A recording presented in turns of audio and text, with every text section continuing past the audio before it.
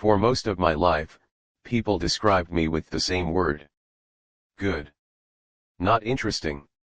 Not brave. Not complicated. Just good. I was the good child. The good student. The good partner. The good employee. The one who didn't cause trouble. The one who understood. The one who adjusted. The one who made things easier for everyone else. At first, it felt like praise. Later, it felt like a role I couldn't leave.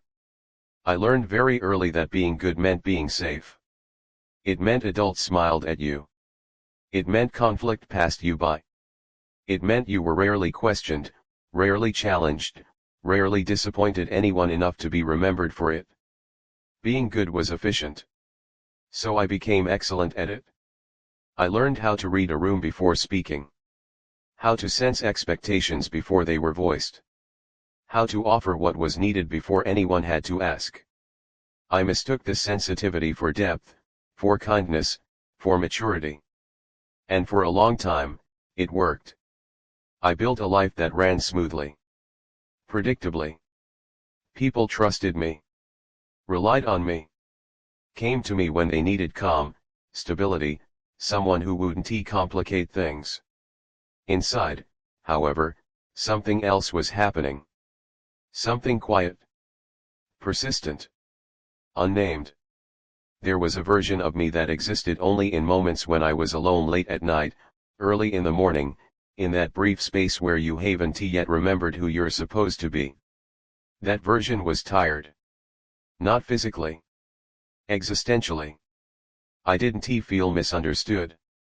I felt unseen, but in a way I had carefully engineered myself.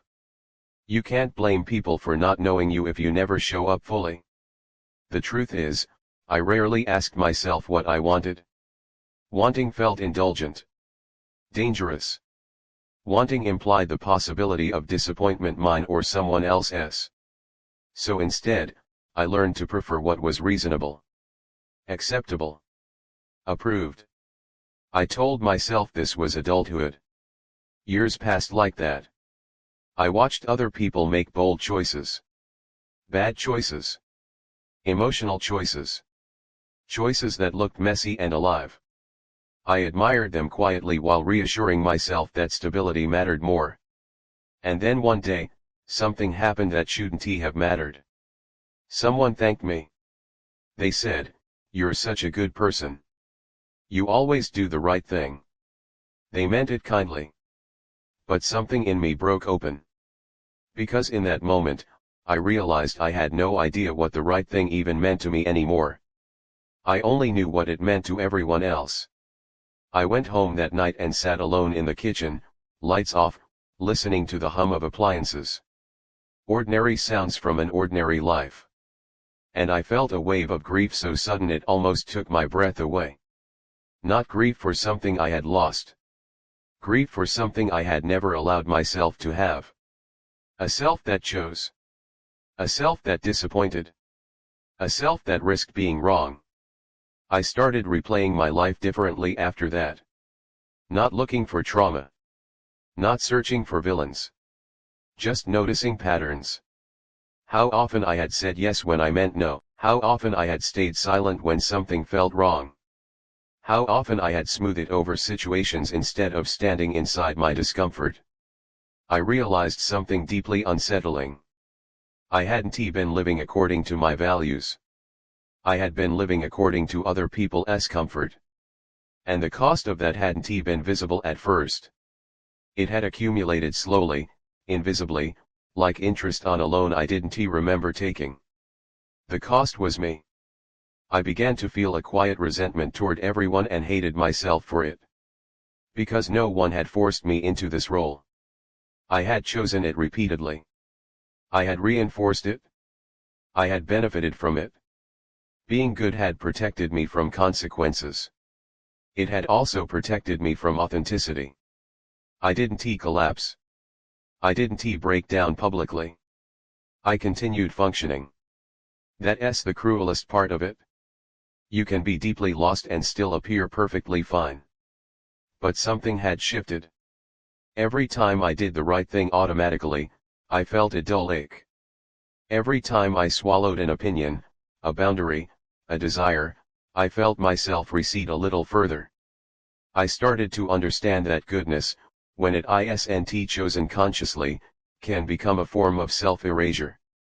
And once that thought entered my mind, it refused to leave. Because suddenly, a terrifying question stood in front of me: if I stop being good, who am I allowed to be? Once that question settled in my mind, it began to poison everything gently. If I stop being good, who am I allowed to be? At first, I tried to ignore it. I told myself it was just a phase, a temporary restlessness, the kind of existential discomfort people talk about when they're tired or bored. I doubled down on my habits. I became even more helpful, even more agreeable, even more mature. But the effort felt different now. Every act of kindness that wasn't fully honest drained me. Every compromise I made automatically felt like a small betrayal. I began to notice the gap between what I felt and what I expressed, and that gap grew wider every day. The exhaustion crept in quietly. I wasn't overwhelmed by responsibility. I was overwhelmed by restraint. I realized how rarely I expressed anger. How rarely I said this isn't okay. How rarely I allowed myself to want something that might inconvenience someone else. I had trained myself to experience discomfort internally and present calm externally, and people praised me for it. That praise began to feel unbearable. Because it confirmed the lie. I started experimenting with tiny acts of honesty. Not dramatic rebellions. Small things. Saying no without explaining. Pausing before agreeing. Letting silence stretch instead of rushing to fill it. The reaction startled me. Some people looked confused. Some slightly hurt. Some immediately tried to reassure me as if my refusal was a sign of distress that needed fixing. I realized how invested others were in my consistency. How much they relied on me staying the same, and for the first time, I felt something sharp and unfamiliar.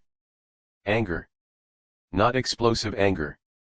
A quiet, focused one. The kind that arrives when you realize how long you've been complicit in your own erasure. That anger scared me. I had spent my life equating goodness with harmlessness.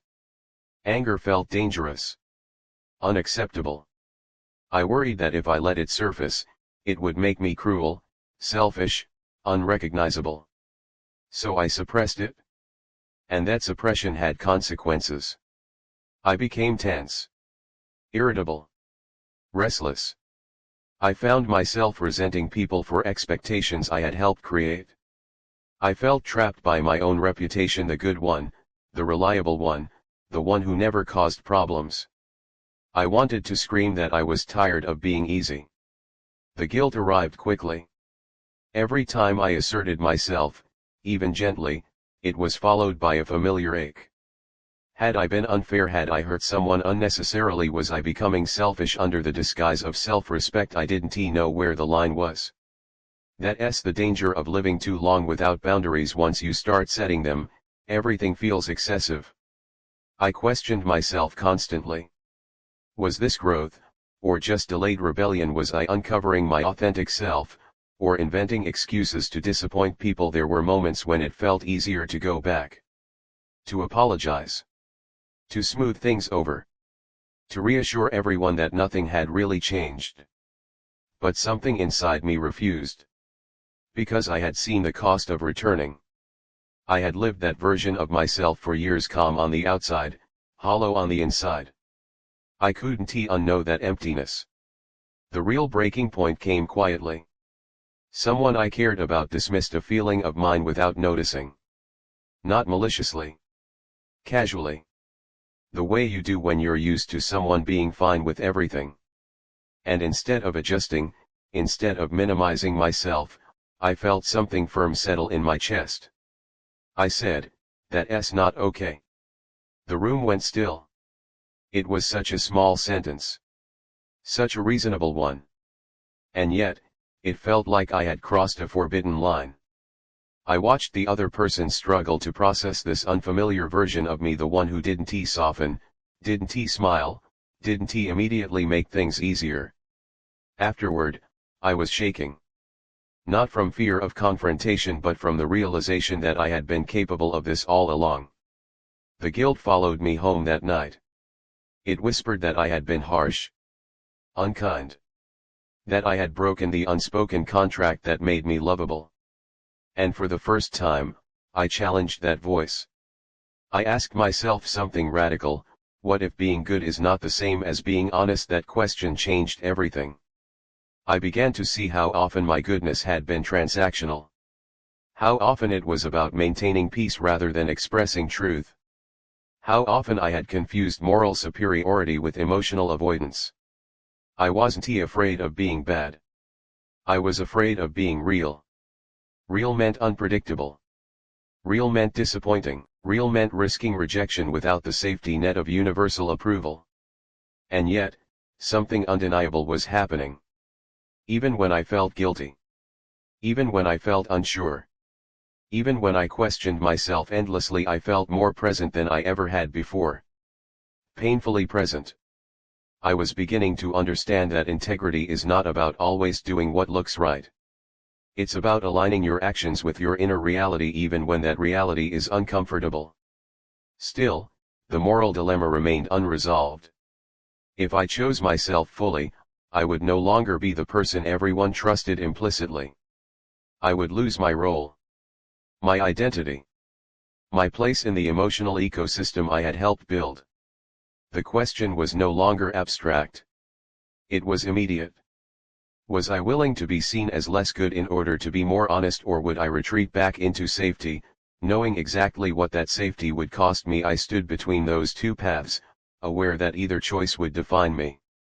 And for the first time in my life, there was no right option, only a truthful one, and a comfortable one. The choice didn't feel like liberation. It felt like loss. I didn't wake up one day brave and resolved. I woke up tired of negotiating with myself. Tired of calculating how much truth I could afford without losing love. Tired of measuring my worth by how little space I occupied. So I stopped performing goodness. Not dramatically. Not angrily. I didn't announce a transformation or burn bridges on principle. I simply stopped editing myself for comfort. I let my answers be slower. My no's be final. My discomfort be visible. And the consequences came quickly. Some people pulled away. Not with cruelty, with confusion. They didn't recognize me anymore. Or maybe they never had, and now they didn't like the unfamiliar shape I was taking. Others tried to correct me. To remind me who I was supposed to be. They said things like, "You're not usually like this," or "You've changed," as if change were a malfunction instead of a process. Each comment hurt more than I expected. Because they confirmed what I had suspected all along: my goodness had been a contract. And by breaking it, I was no longer predictable, no longer safe, no longer useful in the same way. I grieved that loss quietly. Not because I missed being convenient, but because I realized how much of my life had been built on being needed rather than being known. There were moments when doubt nearly pulled me back. When I thought maybe I had gone too far. Maybe I had misunderstood myself. Maybe I had traded kindness for ego, empathy for assertion. But then I remembered the emptiness. The numbness that came from always choosing the least disruptive option. The quiet despair of watching my life happen without my participation. I couldn't go back to that. I learned something uncomfortable during that period: being honest will not make you universally loved. In fact, it may do the opposite. Honesty filters people, and not everyone passes through unchanged. But the people who stayed differently. They didn't need me to be easy. They needed me to be present. And for the first time, I felt the difference. I stopped mistaking harmony for health. I stopped equating conflict with failure. I allowed myself to be misunderstood without rushing to fix it. That didn't make me cruel. It made me grounded. I also made mistakes. Real ones. I said things poorly. I misjudged situations. I hurt people unintentionally. Growth isn't graceful, it's clumsy.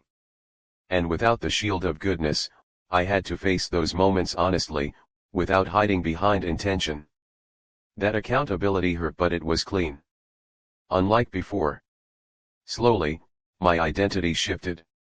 Not into something grand or impressive, but into something solid.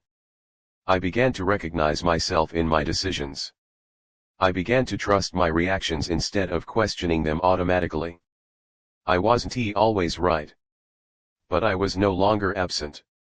That's when the final truth settled in, not as a revelation, but as a quiet understanding. I had never been too good. I had been too afraid. Afraid of rejection. Afraid of conflict. Afraid of being ordinary without approval. Afraid that if I stopped being useful, I would stop being loved. That fear had shaped my morality more than any value ever had. Now, my life feels different. Not easier. Not smoother. But real. I don't rush to be forgiven. I don't rush to be liked. I don't rush to be understood. I allow relationships to form around truth instead of convenience. Some days, I still miss the simplicity of being the good one. It was a clean identity. Safe. Predictable. But it came at the cost of my voice. And I finally understand this: being good is not the same as being whole. Being kind is meaningless if it requires your disappearance. And a life built on approval will eventually collapse under the weight of its silence. I didn't become worse when I stopped being good. I became real. And that, even with all its discomfort, loss, and uncertainty, is the first time my life has truly felt like mine.